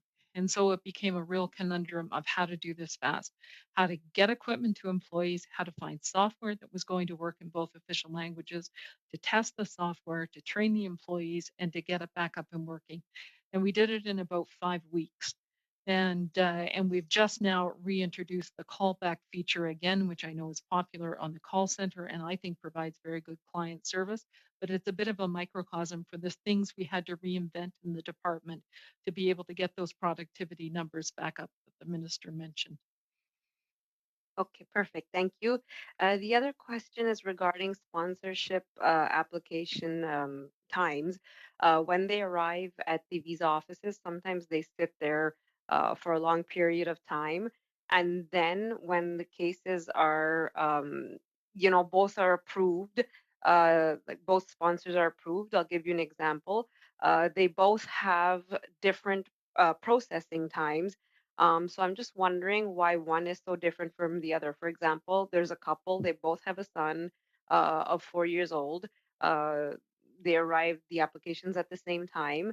And what happened is one was approved and finalized after 11 months, and the other one after 15 months. It's still sitting there. And it's hard to tell constituents who meet all the sponsorship requirements that the delays are normal when they themselves know so many other people. So they're comparing notes. And it gets very difficult for us to answer why, if both applications are approved, does it take longer for one than the other? Thank you. Madam Chair, it may depend on what's in the file. I don't have a clear answer. Let me start there. But it may depend on what's in the file. It may depend on particular circumstances associated with the file. And I wouldn't have a better answer on a specific case. Sorry about that. That's okay. The other question I have is medical examination for permanent residents. if there isn't a designated panel physician authorized by the Canadian government, for example, in Cuba, are there exemptions for them, especially considering now during COVID, because they have to travel 9 hours to go get this examination done. But during COVID, are there any safeguards? Is there anything in Cuba that can be designated any panel physician? I know it's a very specific question, but I was just very curious. Quick 15-second answer.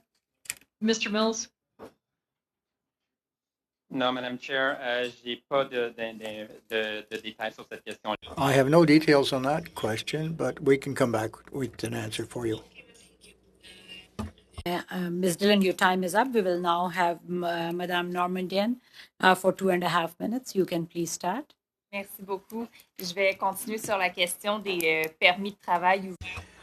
I'd like to continue with the open work permits.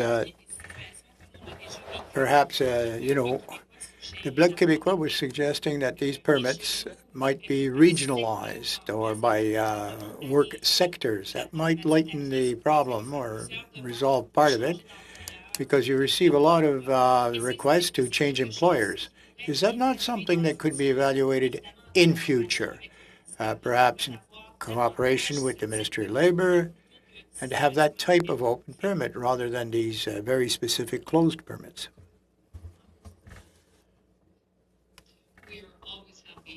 At things that will improve client service in this regard. It's a complicated area, as you know, Madam Chair, between us, our sister department at ESDC, and how we move quickly through this. And so any suggestions are always welcome to us as we continue to look at issues with respect to temporary foreign workers. Merci beaucoup. Peut-être une autre question. Thank you very much. I may have another question, a request on the economic immigration stream. Very often, when you look at the IRCC website, they're very generalized type of directives, how much time it might take to deal with an application. Of course, a file might be more complex or more simple. It might be a very deep file. Do you think it might be possible someday that somebody making a request might be given an approximate deadline date that their file would be processed by?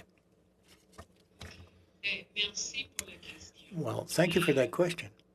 Nothing would make me happier than to say that we could have an excellent system in there that would allow people to know exactly where their file was in progress. Until we have a system, a better digital system, and we can move away from the number of paper applications we have, particularly on the permanent side, that's going to be very difficult for us to do.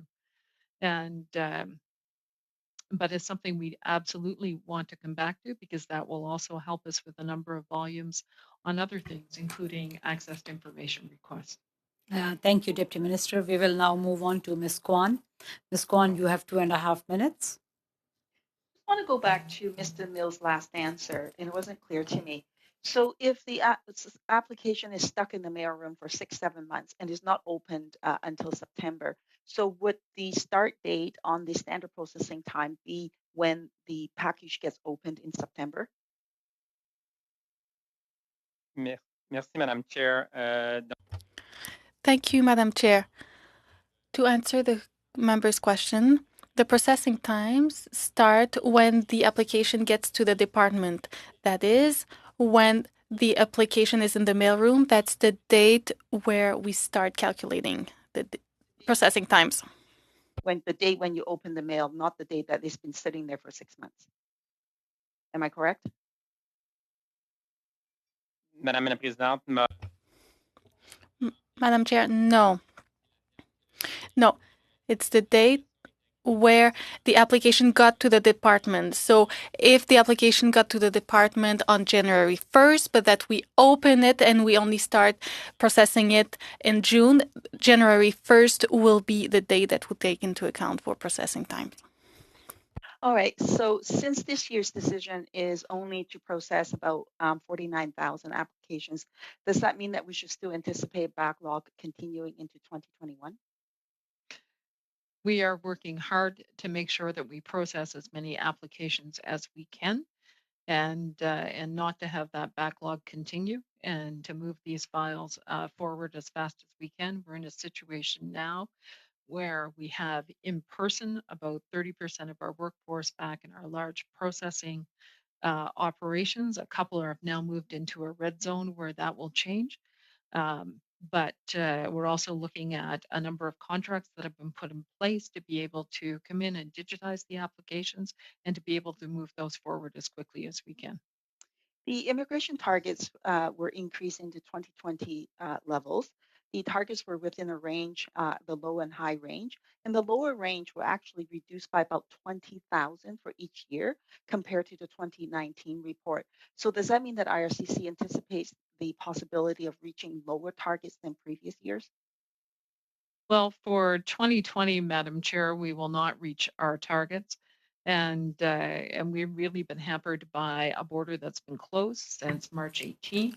Sorry for interrupting, Deputy Minister. Time is up. Maybe if you want to share that information afterwards or it comes again, you can share that information. Thank you. We will now move to Mr. Soraya. He will start and he's splitting time with Mr. Ellison. So you have 5 minutes combined. Thank you, Madam Chair, and thank you, Deputy Minister. So Soraya, can you please bring the microphone closer to your mouth? So how are we doing now? Is better? Can you hear me now? Yes. Are we good? Yes.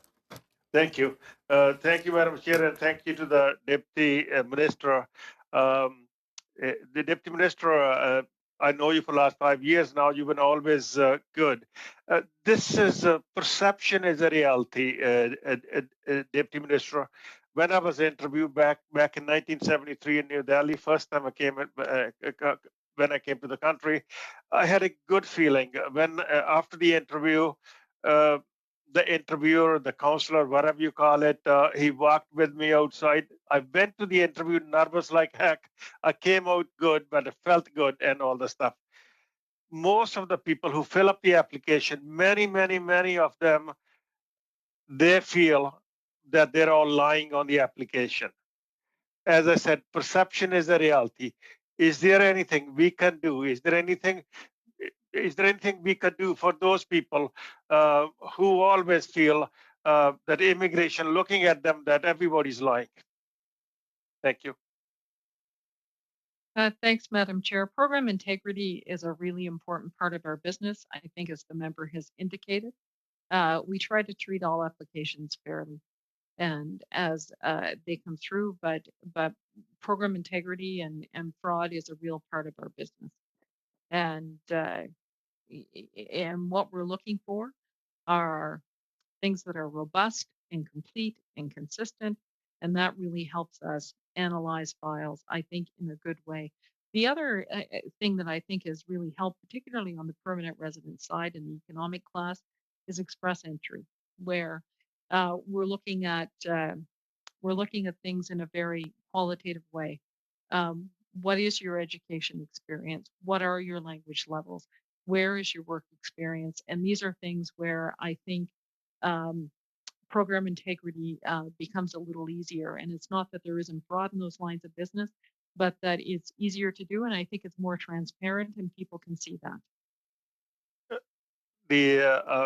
Madam Chair, my second question is, B needs those people. When I came to the country, I worked in a factory on the minimum wages for a number of years before I upgraded myself. Then I was the director of sales for a big Canadian corporation. There are many people, thousands of people there here in this country, which I feel we can use. They speak the language. They understand the Canadian culture. They are willing to work 30, 35, 40 years next. They are the real resources we should be tapping in. As I mentioned earlier today, the companies like Pizza, McDonald's, Tim Horton, I can go on and on, the truckers, we cannot survive without them. why can't we do something for those people? Some of them are paying $40,000, $50,000, $60,000 LMI, the black market, that kind of thing, to get into the program. If you at the immigration department can do something, I really appreciate it. On labor market impact assessments, I'll leave that as a question you can follow up with my colleagues at ESDC. On the other end, I think I'll come back to something the minister said. And so with levels of 401,000 for 2020, it's going to push the department, it's going to push us to be more innovative, to look at other means, to look at other ways that, particularly if the border remains closed, for those who are already here in Canada. And those are discussions we look forward to having with the minister. Thank you, Allison. You can go back.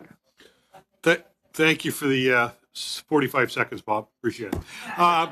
Deputy Minister, thank you very much. I want to go on what Mr. Soroya said and just encourage you as well as you have those conversations with the minister.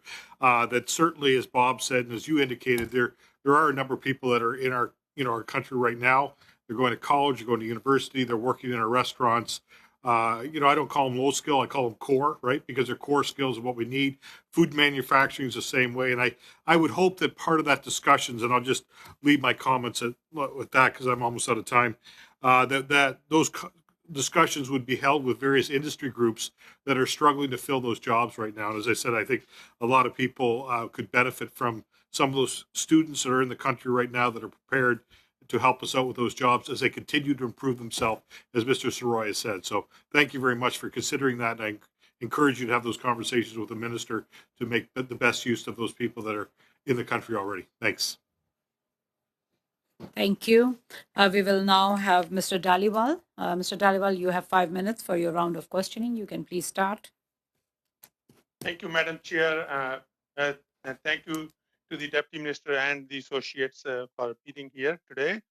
The department has shifted towards an easier client experience and also maintaining the safety of Canadians by moving online.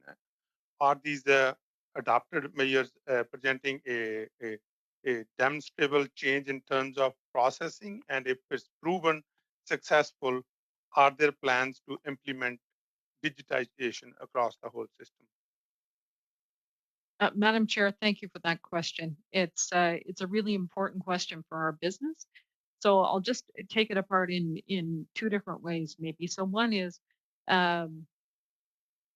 we have had a lot of innovation in the past 8 months where we've had to look at different ways of doing our business, and where things have worked well, these are things that we want to keep. And so when it comes to things like virtual citizenship ceremony or an online citizenship test, hooray, these are innovations that we'll look at and we'll want to keep. Others,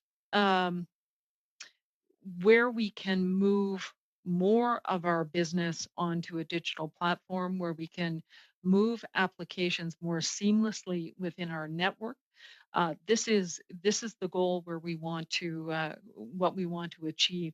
There was a note in the fall economic statement yesterday around our IT platform, the global case management system, and it reiterated something that had been announced already, and that is the first 2 phases of our process to update our system. It's a legacy system, and so one is improving the technical debt in our system itself. So in other words, to ensure that our system remains more stable over time. We have pushed our system to the limits on what it's able to do, and so being able to catch up with that. And the second is better disaster recovery in our system, and to be able to try and reduce the number of outages in the global case management system and to be able to move it forward. There'll have to be a third phase to this, and this will be the part that gives us more flexibility around digital applications and moving away to continue to move away from paper-based applications, but we'll need to get the first 2 phases well underway, and there's a lot of work going on now. Having said all of that, on our system, 2019 was a record year across all categories, and this was the same system that delivered. So we continue to try and innovate. We continue to try and transform our business. and to move that forward as quickly as we can. Thank you. And Mr. Mills, I want to thank you for answering that question MP Kwan asked. That was a very important question for a one-year term, because before the spousal cases there were years and years of wait, and now it's under 1 year. And I thank you for clearing that up. Coming back to the Deputy Minister on the sponsorship. Family immigration is a key to the government, and also personally to me as well, because I hear from people all the time on spousal sponsorships. I know that there has been considerable changes to the program to allow a specialized task force to increase sponsorship decisions. And as we mentioned earlier, plans were to have 49,000 decisions by the end of 2020. How close are we achieving this goal? This has been Mr. Mills's innovation and good work, and I'm going to let him answer that question. Thank you. Merci, Madame la Présidente. Thank you. To answer the question, we are at 40,000 finalized requests for the family stream, and the goal, as was said, is to get to 49,000. So we still have work to do. We have 1 month left, but we are confident that we will get there. We've put in a lot of resources and effort. And as the Deputy Minister said, there's also a pilot to digitalize requests or applications. So right now, all of the paper applications that we get, we have a pilot to digitalize these applications so that we can process them anywhere in the world, in any one of our offices globally. So it is an innovation that we've implemented so that we can process applications more quickly. That's what we hope. Do you think you will not only achieve, but sorry for interrupting, Mr. Dhaliwal. Your time is up. So we can have 2 minutes for each party. So we can start with the Conservatives. Each party can have 2 minutes before we end this panel. So Mr. Ellison is next. You have 2 minutes for your questions. Thank you. Thank you very much. My colleague didn't give me much time, but you gave me an extra 2 minutes. I appreciate that.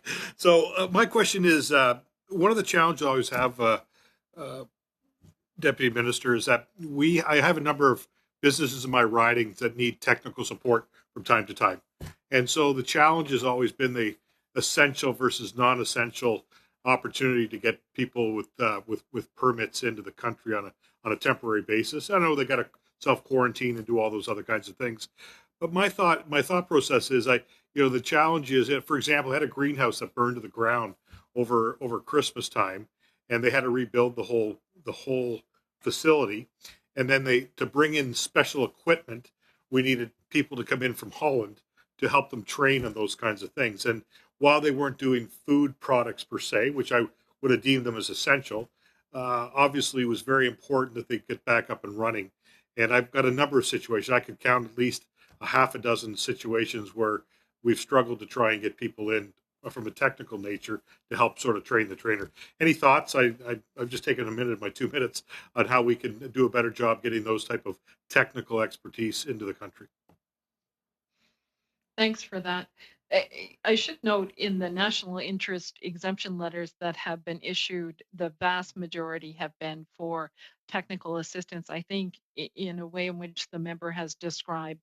The other is we are always looking for ways to improve our business, and particularly when it comes to Canadian businesses who rely on others to come in and repair the equipment that are there as part of the essential service. So the global stills strategy has been a bit of a game changer in that regard, but for those who are coming through on shorter times, is something that we want to continue to look at and work closely with our partner at ESDC on this to make sure that's done in a timely way. Thank you, Deputy Minister. Your time is up. We will now move on to Madam Martinez-Ferrada. Madam Martinez-Ferrada, you have 2 minutes. Oui, merci, Madame la... Yes, thank you very much, Chair. I'd like to start by congratulating the team from IRCC. I know that you've been rather overwhelmed by the pandemic situation. It has really set you on your hind foot, on your back foot, and you have succeeded in large measure to respond to the crisis with skill and adaptation, with the usual panache that you have at immigration. I don't have much time, but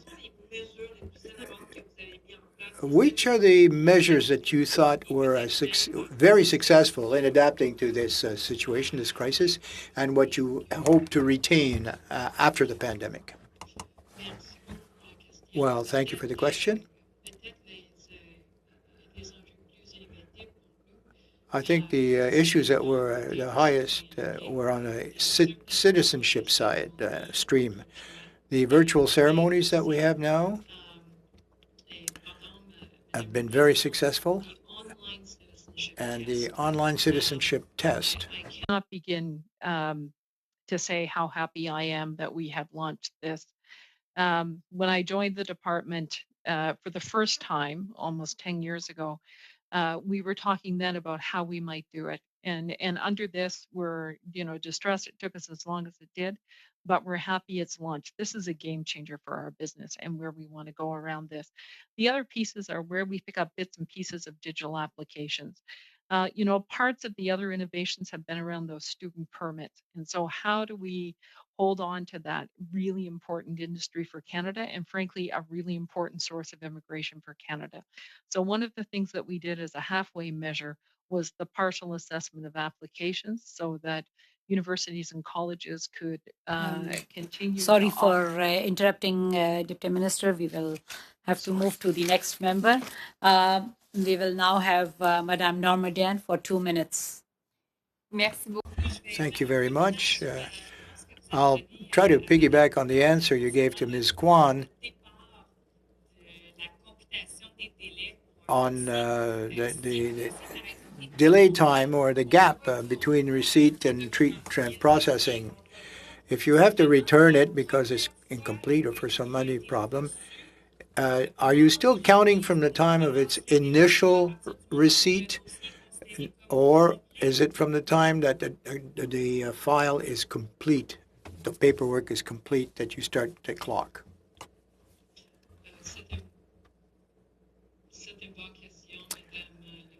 That's an excellent question, Madam Chair, and I'm going to need some assistance. Mr. Mills. Thank you, Madam Chair. If I can clarify, if it's for temporary residency, if it's an application for TR, we would assume that it's complete. And every time that there's exchanges between a department, if it's a temporary, if the biometrics is missing, we stop the clock and we start again when we get the information requested, or when the request is complete, is considered complete. If it's for a permanent residency application, it's the date is stamped when it's received by the department. And that's when the clock starts, when it is received at the department, the mailroom. We get a look at it, we send off an acknowledgement of receipt, and then, of course, if we have to return it, well, it's been stamped as clock going, so that's it. Thank you. We will now have our last round of questioning by Ms. Kwan. Ms. Kwan, you have 2 minutes, and then we will end the panel. Thank you very much. I just want to go back to the deputy on the question about the IRCC lower targets, if she can finish that thought. Thanks. On the lower targets, I'm just looking at the multi-year levels plan now. I think because we have a higher number for 2021, we wanted to make sure that there was a range, and also we're dealing with many unknowns for 2021, one of which is when the border will reopen. And that's been a particular impediment to our inability to meet levels in 2020. And so how aggressive we can be and where we can be around our levels plan will depend on a number of unknown factors. And I think given those unknown factors, that's where we see a broader range. And our targets, however, remain our targets. And we will do everything in our power to meet that. Yeah, so I noted that because the lower numbers really reflect that there's a real possibility that IRCC would not be able to fall within range if we kept the same lower targets as previous years. That's why it's been reduced by about 20,000. Okay, moving on to a different issue on COPRs. Last week, we were told that there's a system in place for expired COPRs. In a constituency case, as recent as November 27th, IRCC call center told our office that any application regarding the renewal of COPR won't be reviewed until the Dublin VAC reopens. So we're running into that situation where we're just being told we don't know. And so when can we expect the VAC to be reopened? And I saw you shaking your head, Deputy. Does that mean that that's wrong information, that in fact people are actively being called? Because I have 2 cases right now in my system where people are not being called and they don't know what's going to happen to their case. And we don't know either because we can't find an answer. Ms. Kwan, sorry for interrupting. Time is up. Oh, sorry. Can I just get a quick response from the Deputy? Deputy Minister, would you like to do a quick... I think we're struggling with very similar terms. And I worry a little bit about that in the advice that's coming back. The Dublin Visa Application Center, that I'll get back to the committee. We are now at the end of our second panel. I want to take this opportunity to thank our officials for appearing before the committee and providing important information.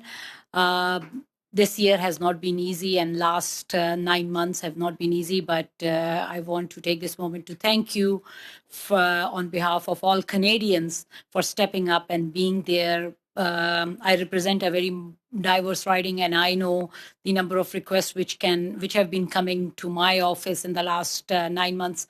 I can just imagine how many requests you would have received. So thank you for being there for Canadians. Your work means a lot. And on behalf of all members, I want to say you a big thank you. Stay safe, and thank you to all the members. Meeting is now adjourned. Thank you.